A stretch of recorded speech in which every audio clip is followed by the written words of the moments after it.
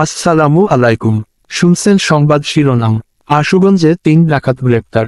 এখন শুনবেন বিস্তারিত।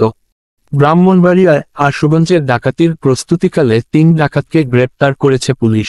এ সময় তাদের কাছ থেকে একটি বিদেশি রিভলভার, 3 রাউন্ড গুলি ও দেশীয় অস্ত্র জব্দ করা হয়।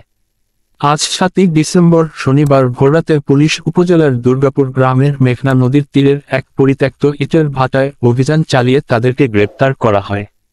আটককৃতরা হলেন মোহাম্মদ মুছা মিয়া, হুমায়ুন, মোহাম্মদ হাশেম মিয়া।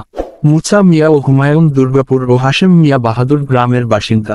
পুলিশ জানায়, গোপন সংবাদের ভিত্তিতে শনিবার ভোর রাতে উপজেলার দুর্গাপুর গ্রামের মেঘনা নদীর দক্ষিণ পারে একটি পরিত্যক্ত ইটা ভাটায় অভিযান চালায় পুলিশ।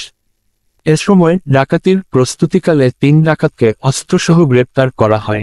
এ সময় আটককৃতদের কাছ থেকে একটি বিদেশি পিস্তল, 3 রাউন্ড গুলি, 2টি রামদা, 3টি ছুরি, একটি চাপাতি ও চাইনিজ কুড়াল উদ্ধার করা হয়। এ ব্যাপারে আশুগঞ্জ থানার ভারপ্রাপ্ত কর্মকর্তা ওসি মোহাম্মদ বিল্লাল মিয়া জানান, আটককৃতদের বিরুদ্ধে থানায় একটি মামলা রুজু করা হয়েছে। এছাড়াও আটককৃত ডাকাতদের বিরুদ্ধে থানায় একাধিক ডাকাতির মামলা রয়েছে। ব্রাহ্মণবাড়িয়া 24.news